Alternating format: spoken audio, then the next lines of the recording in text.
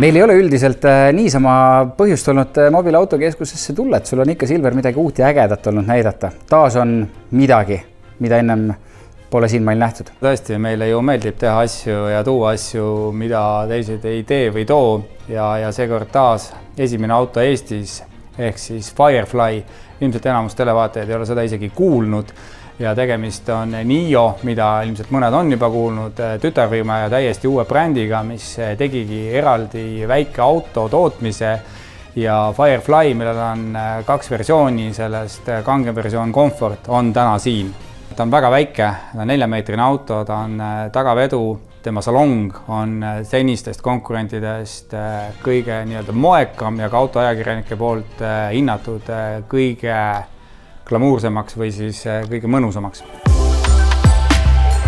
See konkreetne auto siis on Comfort versioon, mis on kallim versioon ja see on 33 000. Selle auto hinna teeb kalliks Euroopa maksundus. Selle auto hind Hiinas on $17,000. VLTP järgi on märgitud 320 kilomeetrit. Palju päriselt sõita saab, seda me ei tea. Tema energiakuluks senised kasutajad ja nende tagasiside on väga madal ehk et 100 kilomeetri kohta umbes 12-13. Üks asi on see, et see auto on uus ja huvitav, aga teisalt, kui ta on Eestis ainuke, siis tahaks loota, et ta ei lagune.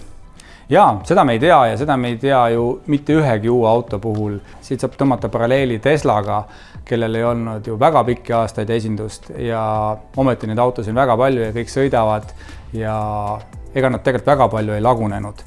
Elektriauto vahe sisepõlemismootoriga autoga ongi see, et tal kas ei ole üldse hooldust ette nähtud nagu Teslal või siis on minimaalne hooldus, et tal need kuluosasi peaaegu ei ole ja reeglina on neil nii-öelda one pedal drive ehk et ta ka pidurdades regenereerib ehk et on siis pidurite hooldus ja puhastus, et see on nagu kõige suurem asi ja seda tegelikult saab ka ise teha, seda saab teha ükskõik milline töökoda ehk et ma ei oska öelda selle auto puhul, kui peaks tekkima mingi elektrooniline või tehniline rike, kindlasti see kuidagi laheneb.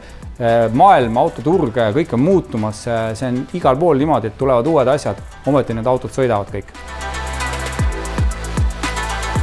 Kui keeruline seda autot siia Eestisse saada oli? See oli pikk protsess, me alguses ei teadnud isegi, et selline auto on olemas, aga kuna kliendilt tuli tellimus, hakkasime täpsustama. Siin oli vaja isegi läbi Hiina teatud nõusolekut saada ja täna ta on veel siin, ta on proovnumbrites, inimene ootab juba ammu Transpordiametist, meil lihtsalt ei ole veel tagasiside, et millal me selle arvele saame.